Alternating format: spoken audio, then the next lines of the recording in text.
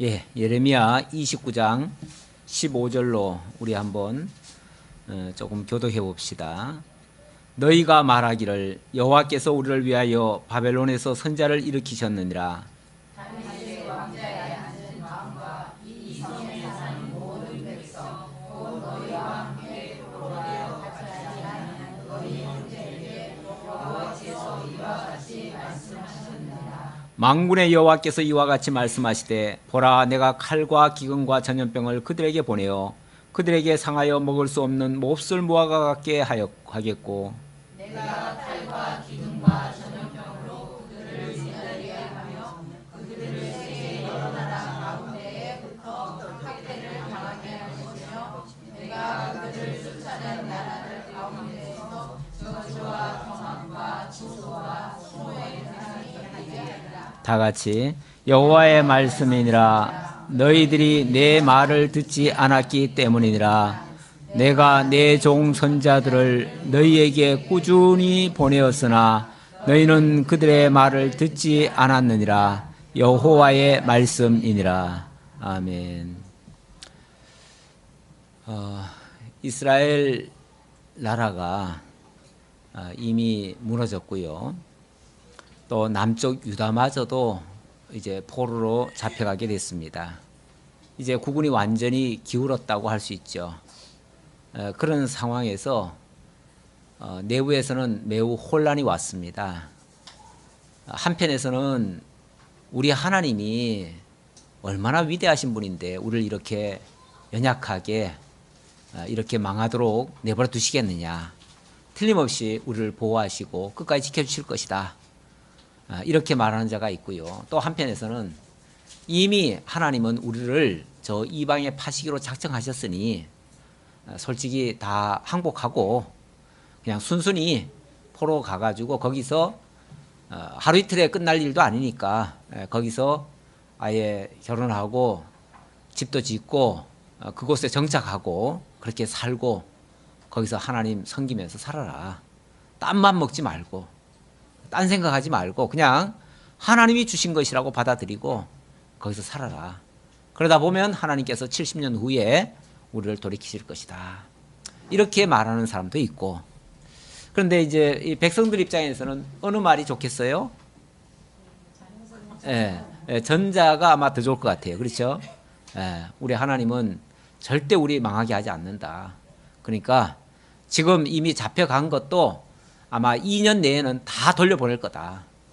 성전 기명들 다 끌려갔는데 다 빼앗겼는데 그것도 2년 안에 다 돌아올 것이다. 하나님은 바벨론을 치실 것이다. 저 악한 놈들을 하나님이 내버려 두시겠느냐.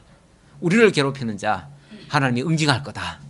그러니까 걱정하지 말고 우리 2년 내로 다 돌아올 거니까 마음 합해서 만약에 대적이 쳐들어오면 우리가 물리치고 이렇게 하자. 담대히 하자. 아마 이 말이 백성들한테는 훨씬 더 설득력 있는 말 같아요. 그런데 이렇게 말하는 사람이요 또 더 많습니다. 더 많고 이제 우리는 하나님께서 정한 일이라서 우리는 어쩔 수 없이 잡혀가야 되고 70년 동안은 나오지도 못하고 그들이 시키는 대로 할 수밖에 없다. 이렇게 말하는 사람 어쩌면 예레미야 하나밖에 없어요. 뭐 한두 사람 더 있었지만은 그 사람들 다 잡혀가가지고 꼼짝 못하고 말도 못하고 쫓겨나고 이랬기 때문에 이제 유일하게 마지막으로 그 말을 하는 사람은 예레미야밖에 없어요. 심지어는 예레미야가 그 말을 할 때에 예레미야가 하도 답답하니까 말로 하면은 자꾸 막 잡아놓고 하니까 직접 멍에를 갖다가 목에다 메고 이렇게 될 거다라고 하니까 그걸 받아가지고 그냥 팍 뿌겨버리고 그러면서 이거 말도 안 되는 소리라고 그러면서 부정을 하는 그런 경우도 있었습니다. 어쨌든 예레미야와 이제 거짓 선자, 지난번에 하나냐라는 그 거짓 선자가 있었는데 그 하나냐와의 이런 충돌이 있었고요. 그리고 이제 포로로 잡혀갔습니다. 잡혀가고 예레미야는 그 포로민들에게 이제 편지를 보냅니다. 편지를 보내가지고 그들에게 지금 현재 이 상황을 직시하라고, 이건 하나님의 뜻이라는 것을 편지를 통해서 알려줍니다. 그리고 하나님의 인도를 따라서 함부로 경거망동하지 말고 그렇게 하라고, 잘 참고 인내하라고 그렇게 지금 격려를 하는데, 물론 또 그들 중에서는 나도 선지자다 그러면서 또 그쪽에서도 또 들고 일어나는 사람이 있어요. 또 엉뚱한 소리 하고 또 백성들 선동하고 막 이런 사람들이 있어요. 그런 사람들 간에 어찌 보면 약간 편지로 공방이 지금 오고 가는 이런 와중에 있습니다. 그런 와중에 자 10절입니다. 9절인가요? 아니죠. 15절이죠. 15절. 죄송합니다. 15절. 너희가 말하기를 여호와께서 우리를 위하여 바벨론에서 선자를 일으키셨느니라. 이건 너희가 말하기를 여호와께서 우리를 위하여 바벨론에서 선자를 일으키셨느니라 이렇게 말하는 거니까 이 말이 맞다는 거예요? 아니라는 거예요? 이건 틀리다는 거죠. 너희들은 하나님이 왜 꼭 여기만 있겠느냐, 레바논에도 계시다, 바벨론에도 계시다. 그래서 우리를 위하여 하나님이 선자를 일으키실 것이고 우리를 거기서 인도에서 다시 이끌어내실 거다 라고 말하는 자가 있을 것이다 라고 예레미야가 얘기를 하는 거예요. 그러니까 이런 일이 있다는 게 아니고요, 혹시 그런 말을 하는 자가 있다면 그게 틀렸다 그 말이에요. 그러니까 그 바벨론에서 선지자랍시고 나타나가지고 지금으로 말하면 이제 독립운동을 하는 거죠. 독립운동. 바벨론에 가서 독립운동 하면서 그 바벨론의 정부에 대항을 하고 이렇게 하는 자가 있다면 그들의 말 듣지 말아라. 이제 그 얘기예요. 자, 그러면서 다윗의 왕좌에 앉은 왕과 이 성에 사는 모든 백성 곧 너희와 함께 포로되어 가지 아니한 너희 형제에게 여호와께서 이와 같이 말씀하셨느니라 하면서 이제 하나님의 뜻을 알려주는 거예요. 만군의 여호와께서 이와 같이 말씀하시되 보라, 내가 칼과 기근과 전염병을 그들에게 보내어 그들에게 상하여 먹을 수 없는 못술 무화과 같게 하겠고, 이미 하나님께서 상한 무화과처럼 만들어버렸다 그래요. 상한 무화과. 우리 아까 정유 시간에 보니까 이야기 나누는데 어떤 식물은 싹이 트면은 좋다 그러고 어떤 식물은 싹이 트면 또 독이 나온다 그러고 또 어떤 식물은 한쪽만 썩으면은 도려내고 먹을 수 있는 게 아니라 아예 다 못 쓴다. 그래서 다 버려야 된다. 이런 말도 오고 하는 걸 잠깐 들었는데, 지금 여기도 보니까 무화과 같은 경우도 한쪽이 상하면 못 먹는다는 얘기예요. 쉽게 말하면은 이미 다 상했다. 이제 그런 얘기예요. 그들에게 상하여 먹을 수 없는 몹쓸 무화과 같게 하겠다. 이 무화과라는 거는 원래 꽃이 없는 그건 사실은 과일이라고 할 수가 없어요. 그건 꽃인데 원래는. 그런데 그게 이제 과일처럼 돼가지고 그래서 그걸 먹는 건데, 그러다 보니까 사실은 거의 다 노출돼 있는 그런 거예요. 이렇게 감싸고 있질 않아요. 그러니까 만약에 균이 침투해 들어가면은 전체 다 오염될 가능성이 많죠. 그래서 그런 것들은 한번 오염이 돼버리면은 전부 다 못 써버려요. 그런 상태가 돼버린다는 거죠. 내가 칼과 기근과, 이미 그러니까 쉽게 말하면 돌이킬 수 없는 상황이 돼버렸다 그 얘기예요. 돌이킬 수 없는 상황이다. 어떻게 고쳐서 어떻게 잘하면은 하나님이 다시 회복해주고 우리를 불쌍히 여기서 기도하면 하나님이 들어주시고 이런 차원이 아니라는 얘기예요. 이미 쓸 수 없는, 도저히 고쳐서는 쓸 수 없는 그런 상황이 돼버렸다. 이럴 때는 어떻게 해야 돼요? 사실은 빨리 그냥 도려내든지, 도려내가지고 안 되죠. 이거는 아예 그냥 다 통째로 그냥 버려야죠. 통째로 버려야 돼요. 어중간하게 썩었는데 일부는 골라내고 일부는 먹고 이게 아니에요. 그냥 아예 이거는 다 쓸어버려야 돼요. 내가 칼과 기근과 전염병으로 그들을 뒤따르게 하며 그들을 세계 여러 나라 가운데 흩어 학대를 당하게 할 것이며, 하나님이 그렇게 하신대요. 하나님이 자기 백성들을 온 세계에다 흩어가지고 그냥 흩기만 한 게 아니라 그 뒤에다가 그냥 칼과 기근과 전염병까지 뒤따르게 만들어버리겠대요. 그러니까 그들이 가는 곳마다 사실은 형통하지는 않을 거예요. 한동안 고통스러울 거예요. 그런 일을 당하면서 내가 그들을 쫓아낸 나라들 가운데서 저주와 경악과 조소와 수모의 대상이 되게 하리라. 사실 그 먼 나라에 쫓겨가가지고 거기서 대접받고 살아도 힘든 판에 조소와 경계거리가 된다고 하면, 수모의 대상이 된다고 하면 정말 고통스러운 거죠. 고통스러운 건데 피하고 싶지만은 사실 어쩔 수 없는 상황이다. 이제 그 얘기예요. 여호와의 말씀이니라. 너희들이 내 말을 듣지 않았기 때문이니라. 그 이유가 뭐냐면 너희들이 내 말을 듣지 않았기 때문이다. 하나님의 말씀은요, 사실 항상 들려오는 게 아니라 들려올 때가 있고 안 들려올 때도 있어요. 근데 안 들려올 때는 이미 고칠 기회가 늦어진 거예요. 근데 그 들려올 때에 그때에 그 음성을 들어야 되는 건데 그때 듣지 않으니까 더 이상 들을래야 들을 기회가 없는 거예요. 그 이사야에 보면은 하나님께서 이스라엘 민족을 열방 가운데 내쫓을 때 그런 말을 합니다. 이 백성들이 내 말을 듣기 싫어하니까 아예 내 말을 듣지 못하도록 들을 수 없는 말을 듣게 하겠다. 그걸 뭐라고 그러냐면 그걸 방언이라고 그래요. 방언. 그러니까 방언이라고 하는 건 우리는 어떤 사람들은 그렇게 생각해요. 아, 방언이라고 하는 건 신비한 언어이고 하나님의 음성이기 때문에 그래서 이거는 정말 하나님께로부터 복받은 증거고 하나님과 교통하고 있는 증거다. 이렇게 생각을 하거든요.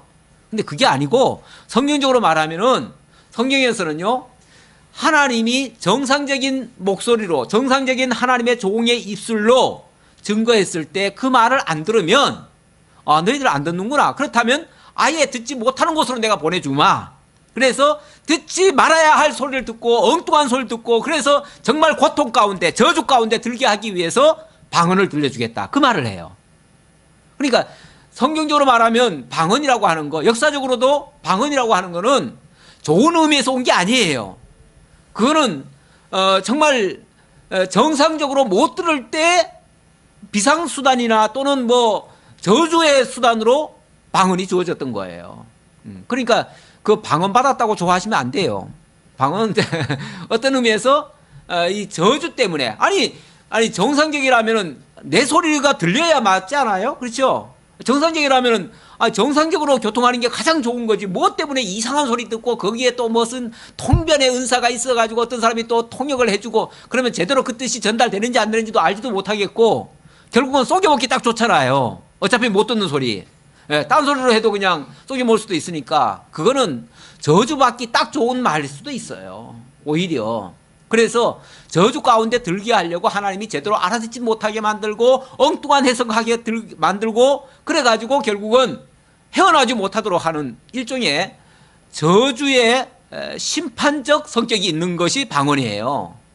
그러니까 좋은 상태가 절대 아니었다. 어쩌면 하나님께서 지금 말씀을 못 듣게 하는 것도요, 아예 그 나라에 멀리 보내버리면은 거기서는 못 듣잖아요. 못 듣게 하려고 보내는데 거기에 왜 또 선자를 일으켜가지고 거기서 다시 듣게 하고 다시 또 돌아오게 하겠어요. 물론 나중에는 돌아오게 하지요. 그러나 그거는 때라는 게 있어요. 하나님은 모든 일을 행사하시는데 때를 무시하고 하지 않아요. 그때까지는 참고 기다릴 수밖에 없는 거예요. 그때까지는 당할 수밖에 없는 거예요. 그게 하나님이 정한 때예요. 그걸 이제 예레미야는 70년이라고 얘기를 했어요. 그러니까 이 때를 정해가지고 70년이라고 하는, 물론 70년이 적은 기간은 아닙니다. 굉장히 고통스러운 그 오랜 기간이 있지만은 그래도 하나님께서 다시 돌이킨다고 하는 이 약속이라고 하는 거는 죄 중에서도 또는 징계 가운데서도 하나님의 은혜고 복이에요. 그나마도 다시 돌이킨다는 자체가 복이에요. 하지만 그걸 현실적으로만 생각하면 너무 고통스러운 일이에요.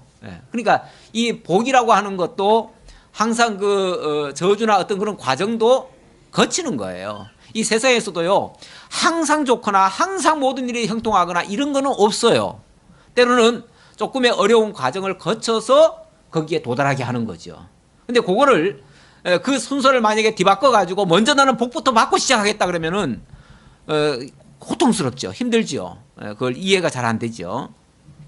근데 어쨌든 하나님께서 너희들이 오죽 안 들으려고 하니까 내가 아예 그냥 못 듣는 곳에 보내는 거 아니냐. 그 말이죠. 그런 뜻이에요. 그래서 내가 내 종 선지자들 너희에게 꾸준히 보내었으나 너희는 그들의 말을 듣지 않았느니라. 그래서 내가 이렇게 하는 거야. 이게 어찌 보면 마지막 수단이고 그렇게 해서 너희들로 하여금 돌이킬 수 있는 기회를 주는 거야. 그러니까 지금은 저주지만은 나중에 너희들이 이걸 통해서 깨닫고 돌이킨다면 나중에 가서는 그게 복인 거야. 이제 그 말이죠. 그런즉 내가 예루살렘에서 바벨론으로 보낸 너희 모든 포로여 여호와의 말씀을 들을지니라. 이제라도 여호와의 말씀을 들으라. 이거는 그 현장에 있는 여호와의 말씀을 그쪽에서 무슨 선지자가 등장해가지고 내가 여호와의 말씀을 들었는데 하나님은 이렇게 하신다더라 이런 소리를 들으라는 얘기가 아니고요. 지금 예레미야가 이 본국에서 이 말씀을 듣고 지금 편지로 보내는데 이게 하나님의 말씀이니까 이 말씀을 들으라 그 말이죠. 이 말씀을 들으라. 괜히 누가 뭐 하나님의 빙자해가지고 뭐라고 얘기한다고 해서 그 말에 흔들리지 말고 내가 지금 전하는 이게 진짜 하나님의 말씀이니까 이 말을 들으라 그 말이죠. 만군의 여호와 이스라엘의 하나님께서 골라야의 아들 아합과 마세야의 아들 시드기야에 대하여 이와 같이 말씀하시니라. 그들은 내 이름으로 너에게 거짓을 예언한 자라. 보라 내가 그들을 바벨론의 왕 느부갓네살의 손에 넘기리니 그가 너희 눈앞에서 그들을 죽일 것이라. 지금 이런 말을 하게 된 동기가 뭐냐면 유혹하고 미혹하는 몇몇 거짓 선지자들이 있었기 때문에 그런 거예요. 그 사람들을 열거를 하는 거예요. 그 사람들이 바로 아합과 시드기야죠. 여기 시드기야는 이제 거짓 선지자 시드기야죠. 그러니까 왕이 아니라 바로 그런 사람들이 등장해가지고 자꾸 너희들을 혼란시키니까 내가 그거에 대해서 경계하겠다 그 말이죠. 그러면서 이들은 하나님이 보내지도 않았는데 하나님을 빙자해서 그런 엉터리, 그러니까 백성들의 마음을 우선 유쾌하게 하려고, 백성들의 마음을 우선 편안하게 하려고 거짓말하는 거예요. 자기네들은 그러겠죠. 이렇게 해서라도 선의 거짓말을 통해서라도 백성들이 힘을 내고 단합한다면 우리가 어떻게 극복할 수 있지 않겠느냐. 이건 세상적인 이치죠. 세상적으로는 그럴 수도 있어요. 세상적으로는요, 우리가 힘을 모으면은 뭐든지 할 수 있다. 그러려니까 우선 힘을 모으려면 어떻게 해야 되느냐. 어떤 하나의 하나님이 함께 하신다는 그거 얘기하고 그래가지고 우리 힘 모으자. 이럴 수 있어요. 그거는 세상적인 방법이에요. 하나님의 말씀이 아니고 자기네들의 어떤 생각으로 힘을 모으자고 하는 그야말로 인본주의적인 그런 메시지죠. 그런데 그거는 아니다 그 말이죠. 그거는 아무래도 그거는 거짓말이고 그건 하나님을 빙자하고 하나님의 뜻과 안 맞다. 하나님의 뜻은 이미 돌이킬 수 없는 70년이라고 하는 징계 과정이 있다. 그거를 너희들은 좀 힘들지만 그걸 너희들은 겪어야 된다. 그 얘기예요. 그러면서 그 거짓말로 너희들을 미혹하고 선동을 시키는 아합과 시드기야는 이제 얼마 안 가서 바벨론 왕 느부갓네살의 손에 넘겨져 가지고 너희들이 보는 앞에서 죽임당할 것이다 라고 얘기를 해줍니다. 이 말을 하는 이유는요, 지금 솔직히 말하면은 그들이 이런 주장하고 예레미야가 이런 말을 하는데 어느 말이 맞는지 알지 못하잖아요. 솔직히 지금 양쪽에 지금 다른 얘기를 하니까. 그러면 백성들 입장에서는요, 자기들이 듣고 싶은 대로 들으려고 할 수도 있어요. 그런데 듣고 싶은 대로 들으면은 예레미야 말을 안 들어요. 그러면 나중에 가서 진짜 하나님의 말씀이 뭔지 모르잖아요. 그래서 진짜 하나님의 말씀이 예레미야의 입을 통해서 나오는 말이 진짜 하나님의 말씀인 거를 확증하려면 뭐가 필요해요? 하나의 증표가 필요하지요. 그 증거가 있어야 되는데 그 증거가 바로 그 거짓말하는 자들은 죽임당할 것이다 그 말이에요. 지난번에 하나냐가 그런 짓을 하다가 죽을 것이다 라고 예레미야가 얘기를 했는데 그의 8월에 죽었다 그 말이 나왔어요. 곧 바로 그 앞장 끝에서 그 말이 나왔어요. 그런데 이들도 그렇게 될 것이다 그 말이에요. 이는 왜 그렇게 해야 되느냐 하면은 이는 그들이 이스라엘 중에서 어리석게 행하여 그 이웃의 아내와 간음하며 내가 그들에게 명령하지 아니한 거짓을 내 이름으로 말함이니라. 나는 알고 있는 자로서 증인이니 증인이니라 여호와의 말씀이니라 하니라. 여기 이스라엘 중에서 어리석게 행해서 이웃의 아내와 간음하고 명령하지 아니한 거짓말을 하나님의 이름으로 말했다. 이제 한 3가지 정도의 죄목을 이제 들이댔는데, 쉽게 말하면 그들의 행위도 옳지 않고 그들의 삶을 일단은 보면 알 수 있잖아요. 이 거짓 선지자들은요, 사실 말만 백성들한테 그냥 그 환심 살려고 그럴듯하게 하지 솔직히 말과 행동이 맞지 않는 경우가 많습니다. 그래가지고 세상적으로 쾌락을 쫓고 물질을 쫓고 이성적으로도 좀 문제가 좀 있고 이런 예가 상당히 많아요. 특히 가짜일수록 그런 경우가 많아요. 그런 짓 하면서 겉으로는 그냥 너무 정말 백성들을 위하는 말씀인 것처럼 그렇게 포장을 해서 얘기를 하니까 그런 것들이 사람들한테 이제 그 말만 가지고는 속을 수 있지만은 사실은 그들의 그 행위를 보면은 그들이 가짜라는 게 사실 분명하거든요. 그것만 봐도. 그러면서 그들이 이런 짓까지 했다. 물론 뭐 영적으로 말하면 그들이 결국은 하나님, 한 남편 되시는 하나님 외에 다른 것들을 자꾸 추종하게 만든 꼴이 돼버린 거예요. 그러니까 영적으로 말해도 그렇고 실제적으로 삶에서도 그들이 바람직하지 않은 일들을 했다. 그리고 결국은 백성들로 하여금 어리석은 판단을 하게 만들었다. 가장 결정적으로. 어리석은 판단하게 만들어가지고 결국 하나님을 떠나게 만들고 하나님과 멀어지게 만들고 하나님의 이름으로 하는 그 말을 그냥 거짓말은 뻔한 거짓말인데도 그걸 듣게 만들어버렸다. 이걸 예레미야가 너무나 잘 알고 있기 때문에 거기에 대한 내가 증인이다. 그 말이죠. 24절입니다.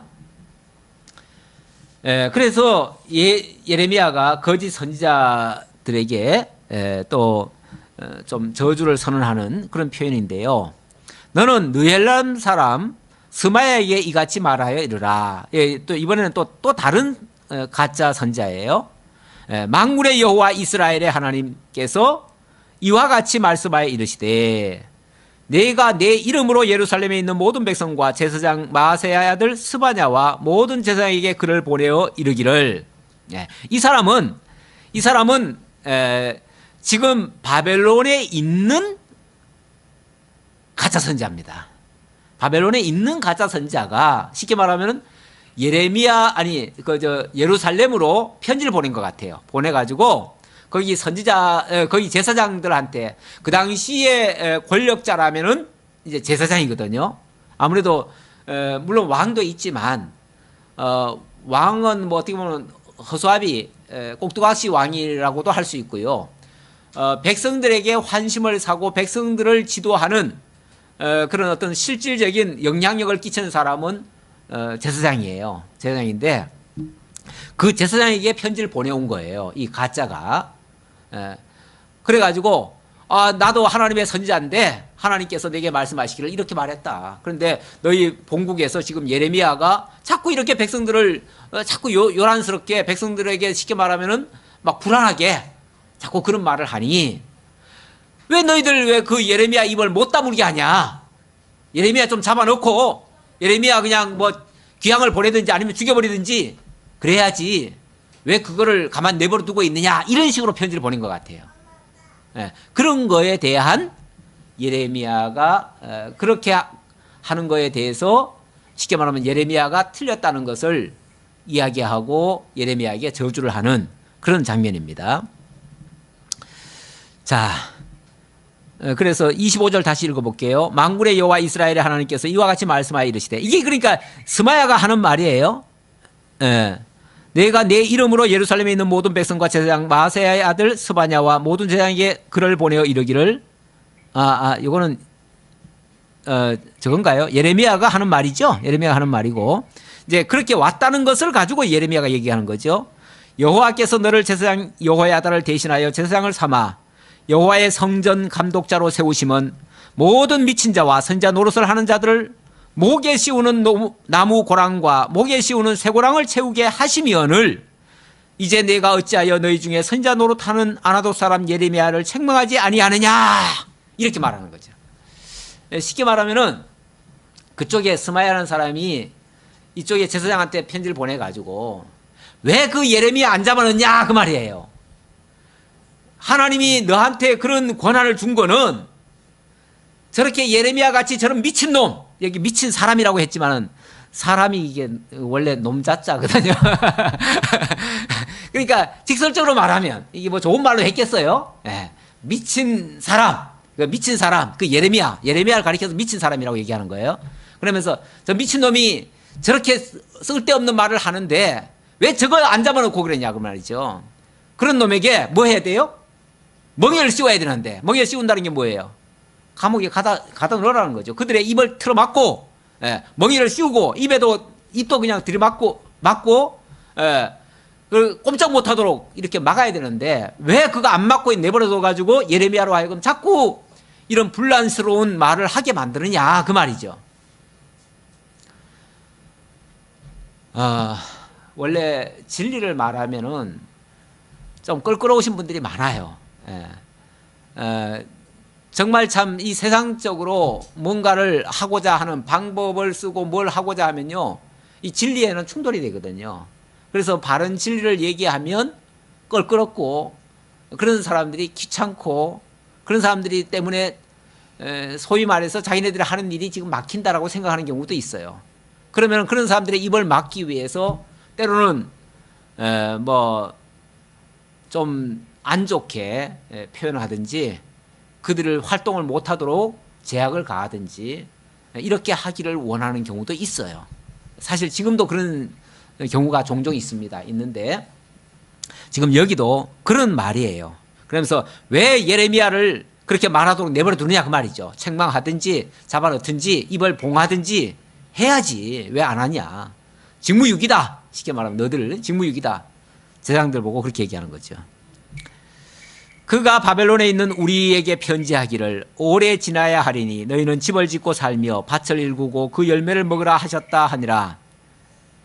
이제 스바냐가 그 바벨론에서 듣자 하니까 예레미야로부터 편지가 왔는데, 너희들 거기서 오랫동안 살아야 되니까 집도 짓고 뭐 장가도 가고 뭐 다 그냥 거기서 반항할 생각하지 말고 그렇게 고분고분하게 말씀 듣고 그냥 거기서 그렇게 하고 있어라, 이렇게 말을 하니, 아니 우리가 지금 힘을 다 모아가지고 지금 뭐 함께 해야 되는데 못하게 한다 이거죠.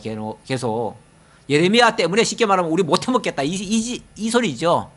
거기서 백성들이 힘을 합쳐가지고 대바벨론 항전을 해야 되는데 그게 안 되는 거예요, 쉽게 말하면. 그러니까 예레미야 입 좀 틀어막아 달라고 얘기하는 거예요. 제사장 스바냐가 스마야의 글을 선지자 예레미야에게 읽어서 들려줄 때 이 말을 또 예레미야한테 그 제사장이 아마 읽어줬던가 봐요. 이렇게 편지가 왔었다. 그러면서 읽어줬던가 봐요. 그러면서 들려줄 때에 여호와의 말씀이 예레미야에게 임하여 이르시되 너는 모든 포로에게 전언하여 이르기를 여호와께서 느헬랄 사람 스마야를 두고 이같이 말씀하셨느니라. 그때 바로 하나님께서 예레미야에게 그 스마야에 대한 예언을 주셨어요. 예언의 말씀을 주셨어요. 그래서 그 말씀을 바로 예레미야가 하나님의 말씀으로 선언을 하는데, 너는 모든 포로 했나요? 그러므로 여호와께서 이와 같이 말씀하시니라.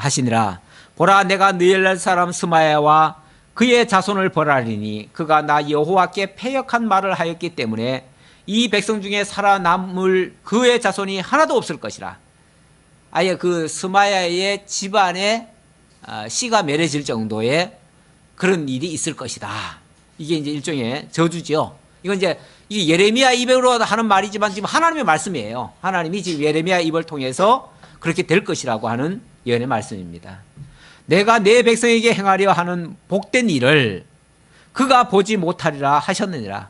내가 내 백성에게 행하려 하는 복된 일을, 그러니까 하나님의 계획 속에는요, 지금 이 민족을 지금 저주 가운데 던져놨지만 얼마가 지나면은 그들을 다시 돌이키고 회복하고 또 이전보다 더 나은, 그래서 다시는 쫓겨가지 아니할, 그래서 더 튼튼한 나라를 세울 것이라고 하는 하나님의 약속이 있거든요. 그게 이제 복된 날이라고 하는데, 쉽게 말하면 지금 쫓겨간 사람들은 좀 고통을 당하지만 앞으로 그 복된 날을 볼 것이고, 너는, 스마야 너는, 그리고 너의 가족들은 이 장면을 하나도 못 볼 것이다, 그 말이죠. 그러니까 어쩌면은 지금 끌려가고 잡혀간 사람들은 그들 당대에는 혹시 못 돌아올 수도 있어요. 못 돌아올 수 있는데 그 다음 때라도 돌아와서 나라를 회복하고 이제 이렇게 될 건데, 그 영광스러운 일에 스마야는 제외다. 이제 그 말이죠. 이것은 여호와의 말씀이니라. 여호와께서 이렇게 선을 해주셨어요. 선을 하시고 그리고 이어서 30장으로 넘어갑니다. 30장부터는 이제 구원과 보수를 예언하는 장면인데요. 선민 회복에 대한 예언입니다. 이 예레미야가 크게 말하면은 두 부분으로 나뉘어요. 전반부가 쉽게 말하면은 29장까지예요. 29장까지는 선민 유수에 대한 예언인데, 다시 말하면 이 백성들 먼 나라로 포로 잡혀가게 하는 내용이에요. 지금까지 그 얘기였어요. 그 얘기였고, 이제 30장부터는 이제 먼 나라로 쫓겨간 백성들을 하나님께서 다시 회복해서 다시 나라를 세우시겠다고 하는 그런 내용이에요. 어찌 보면 흩어졌다가 다시 모으시는 그런 작업이죠. 흩었다가 모으시고 또 찢었다가 다시 꼬매시고 또 죽었다가 또 다시 살리시고 이렇게 하시는 역사가 우리 하나님 하시는 일이에요. 우리 하나님이 우리 인간 같으면은요 항상 잘되게 하지 뭐하러 잘못되게 했다가 또 좋게 하는가 이런 생각을 하지만은 항상 잘 되면요 자기가 뭐 잘해서 잘 되는 줄 알아요. 인간이 자기가 똑똑하고 자기가 지혜롭고 자기가 뭔가 훌륭해가지고 그래서 문제없이 잘 가는 줄 알아요. 그런데 그렇지 않거든요. 인간 실수투성이거든요. 그래서 그걸 알려면요, 쉽게 말하면 나 자신을 알고 하나님을 깨달으려면요, 내 자신이 얼마나 연약하고 무능하고 어리석은지를 알려면은 사실은 징계의 과정도 한번 필요해요. 좀 내려가는 길도 필요해요. 흩어지는 것도 필요하고. 그런 다음에 회복할 때는, 그때는 나는 두 손 두 발 다 듭니다. 그렇죠? 나는 두 손 두 발 다 들어요. 왜? 내가 잘났다고 생각할 때도 안 됐거든요. 그런데 이제는 다 이제 망했잖아요. 이게 무슨 수로 뭘 하겠어요? 그래서 나는 이제 이 몸 그야말로 이제는 두 손 두 발 듣고 주님 앞에로 나아갑니다.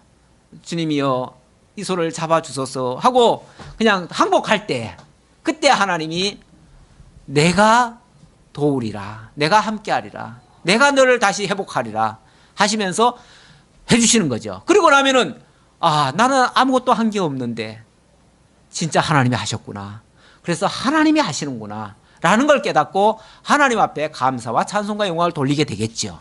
내가 했다 소리 못하겠죠.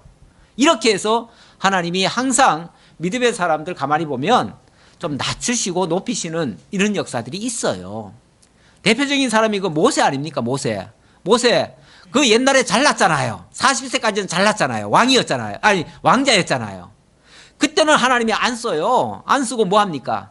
실패를 느끼게 하고 그냥 살인자가 돼가지고 도망가잖아요. 그래서 80세 됐을 때 아무짝에도 나는 쓸모없고 이제는 인생의 패배자고 이제 인생 끝이다 라고 했을 때, 그때 하나님이 뭐 합니까? 불꽃 가운데서 다리 일으켜가지고 내가 여호와다, 내가 너를 붙잡고 내 약속을 이루러다 하시면서 그때부터 일하시는 게 그 이전에 잘났을 때 한 일보다 몇백 배 더 많은 일을 하시고 결국 하나님의 영광을 드러내셨잖아요. 모든 믿음의 선진들이 가만히 보면은 그런 과정을 다 거쳤어요. 그래서 이런 일들이요 헛일이 아니고 하나님의 영광을 드러내는 일은 훨씬 더 좋은 거예요. 그래서 나중에 이스라엘이 회복됐을 때 옛날 솔로몬 성전보다는 훨씬 못하지만, 솔로몬 성전은 다 해파됐지만 나중에 스룹바벨로 인해 가지고 정말 그 전쟁통에 다 폐허 위에 다시 세운 그 성전을 붙들면서 얼마나 온 백성들이 통곡하고 지금 영광이 이전 영광보다 훨씬 더 크다는 것을 오히려 하나님 앞에 찬양하고 그렇게 감사를 돌렸지요. 그러니까 우리 하나님 하시는 일은요 뭐 규모의 사이즈가 아니라 하나님이 영광 드러내고 하나님이 하셨다는 걸 알게 하기 위해서 우리에게 그렇게 섭리할 수 있다. 지금 예레미야도 그래서 전반부까지는 계속 죄지어가지고 포로 잡혀가는 얘기, 어찌 보면 좀 참 힘든 얘기예요. 힘든 얘기. 솔직히 전하는 저도 힘들고요, 듣는 여러분들도 뭐 교회 가니까 맨날 죄짓고 그냥 포로 잡혀가는 얘기만 해. 교회 가봤자 재미가 없어. 말씀을 오후에 가서 어쩌다 한번 결심하고 들어봤더니 그냥 오늘도 포로 가는 얘기야. 뭐 언제나 소망이 오는지 소망 얘기는 한 번도 안 하고 이런 얘기 하니까 어떤 분들은 오후에 참석하기가 싫다는 분도 있을 수 있어요. 그런데 항상 그 과정을 거쳐야 정말 깊은 터널을 지나야 어두움을 지나야 정말 밝은 태양을 볼 수 있고요. 광명한 하나님의 영광을 볼 수가 있습니다. 그래서 하나님 그렇게 하시는 거예요. 자, 30장으로 넘어갑니다. 30장은 이제 30장부터 33장까지는 이제 회복인데 전체는 다 끝까지가 회복에 대한 예언인데 그 중에서 구원해 주시겠다고 하는 예언의 말씀이 되겠습니다. 30장 1절로 이스라엘과 유다의 회복에 대한 총괄적인 약속을 해주시는 장면인데요. 30장 1절로 보겠습니다. 여호와께로부터 말씀이 예레미야에게 임하여 이르시니라. 이스라엘의 하나님 여호와께서 이와 같이 말씀하여 이르시기를 내가 네게 일러준 모든 말을 책에 기록하라. 여호와의 말씀이니라. 자, 뭘 기록하라는 건가? 보라, 내가 내 백성 이스라엘과 유다의 포로를 돌아가게 할 날이 오리니. 돌아가게 할 날이 오리니. 이게 이제 회복이죠. 다시 언젠가는 돌아가게 할 거다. 틀림없이 돌아가게 할 거다. 하리니 몇 절이죠? 3절? 한 날이 오리니 내가 그들을 그 조상들에게 준 땅으로 돌아가게 할 것이니 그들이 그 땅을 차지하리라. 여호와께서 말씀하시니라. 자관 돌아가게 하는데 제일 먼저 필요한 것은 땅이죠. 땅이라고 하는 것이 없이는 뭐 한순간도 차지할 수가 없으니까요. 머물 수가 없으니까요. 그래서 회복하면서 제일 먼저 땅부터 차지하게 하겠다. 그래서 과거에 그 영화로웠던 그 땅을 다시 회복할 것이다 라고 말합니다. 여호와께서 이스라엘과 유다에 대하여 하신 말씀이 이러하니라. 여기 이제 돌아올 때는 이스라엘과 유다 이렇게 얘기합니다. 그러니까 흩어질 때도 물론 각각 흩어졌지만 돌아올 때는 그 형제들이 서로 형제가 동거하여 함께 거함이 얼마나 아름다운 거 뭐 이런 말씀 있죠. 이런 말씀처럼 형제가 연합하여 동거할 수 있도록 그렇게 만들겠다는 거예요. 과거에는 뭐 했죠? 과거에는 형제였지만 서로 싸웠죠. 원수였죠. 그래서 맨날 으르렁거리고 네가 옳으니 내가 옳으니 맨날 그냥 서로를 미워하고 서로 상대방이 망하기를 바라고 이랬었는데 돌아올 때는요. 이제 그때는 니도 망하고 나도 망하니까 이제 원수가 아니에요. 원수가 아니고 거기서는 그냥 같은 동병상련이고 한 형제임을 다시 한번 자각하는 거예요. 우리나라 사람들이요. 우리나라 안에서는 맨날 치고받고 싸우고 하다가 저 외국 가면요. 거기서 만나면은 뭐 경상도 전라도 없고요.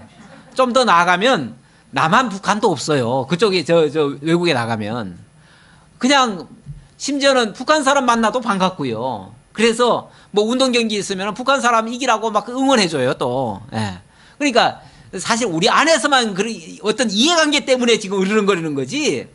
이해관계가 같이 다 망하고 같이 다 그런 상황에 빠지면요. 더 이상 이해관계 없어집니다. 그러니까 우리끼리 계속 싸우면요. 하나님이 그래 너희들 다 망해라. 그럴 수도 있어요. 그러니까 이 정말 싸우는 게 우리끼리 싸우는 게 정말 이거 바보 같은 짓이에요.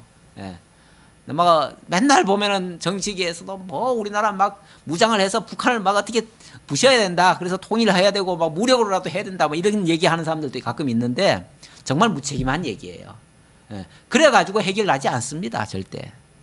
계속 원수하면요. 그래가지고 결국은 여기가 전쟁바다가 되고요. 전쟁바다 되면 우리를 이용해가지고 이 건을 차지하려는 정말 짐승 같은 때들이 그냥 우르르 몰려들어요. 왜냐하면요. 우리가 치열하게 싸우고 해가지고 우리끼리 죽어야 다 죽어야 여기서 먹을 게 많이 나와요. 그래가지고 그걸 바라고 부추기는 자들도 많고요. 그걸 이용하는 자들이 많습니다. 그러니까 우리가 그런 거에 놀아나면 안 돼요. 만약에 싸울 일이 있어도요. 여기서 싸울 게 아니고 싸우려면 어디 가서 싸워야 돼요? 저 바깥에서 싸우게 해야 돼. 저 바깥에. 저 어디 일본 앞쪽이나 저 미국 앞쪽이나 뭐 이런 데서 싸움을 붙여놓으면 우리는 거기서 받아먹을 것도 좀 있어요. 우리 쪽에서 왜 싸움터를 만드냐고요. 여기다 싸움터를 만들면 안 돼요. 그러면 우리가 죽어요. 우리가 다 망해요. 예, 봅시다. 여호와께서 유다와 이스라엘에 대하여 하신 말씀이 이러하니라. 이제는 돌아올 때는요, 따로따로가 아니에요. 사실은 이제 형제가 돼가지고 같이 돌아오는 거예요. 돌아올 때 여호와께서 이와 같이 말씀하시되 우리가 무서워 떠는 자의 소리를 들으니 두려움이요 평안함이 아니로다. 너희는 자식을 해산하는 남자가 있는가 물어보라.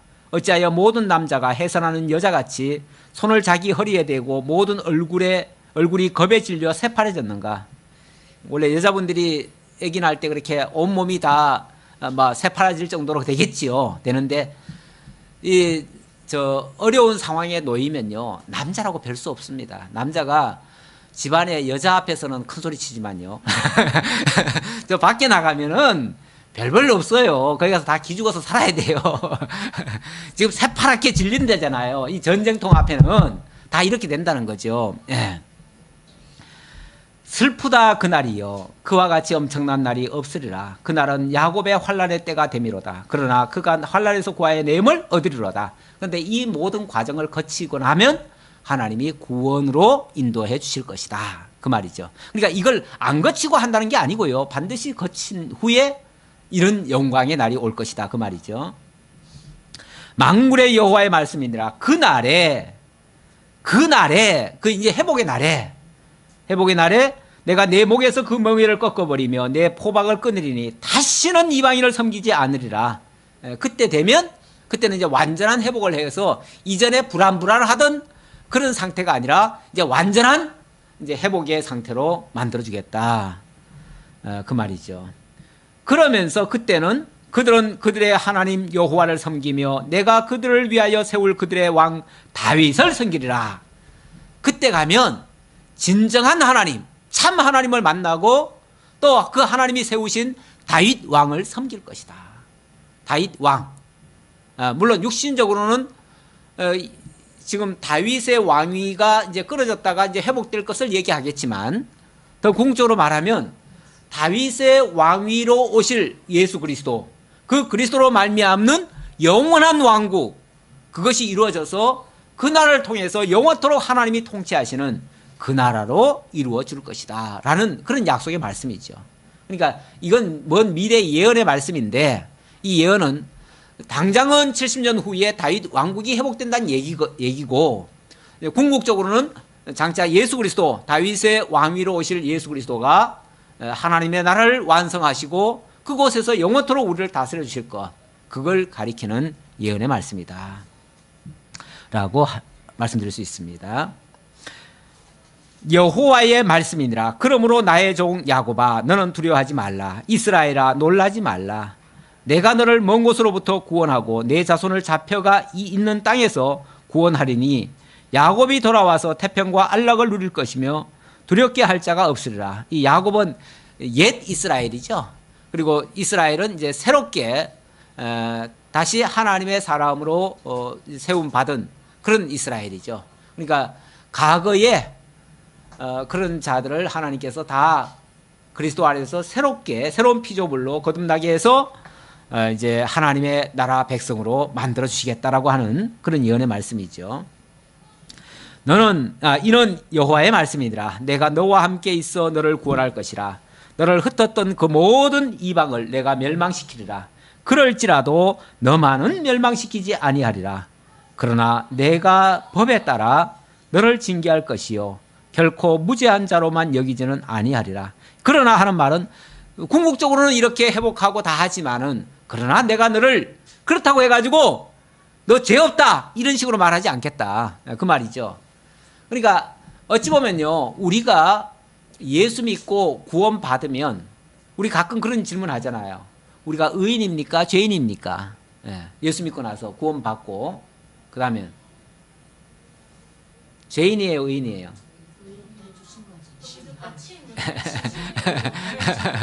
예, 엄밀하게 말하면 우리는 죄인이에요. 죄가 어디 가겠어요? 예, 여전히 우리는 죄의 굴레 아래 우리 지금 있어요. 난 죄인 아닌데요.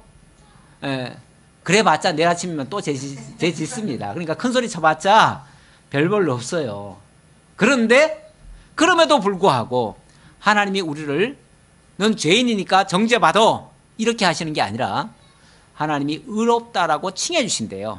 그래서 원래는 죄인이지만 어찌 보면 사도 바울이 고백했던 것처럼 나는 죄인 중에 괴수로다 이렇게 얘기했는데 정말 알면 알수록 내가 얼마나 나쁜 놈인가를 내 스스로가 알아요.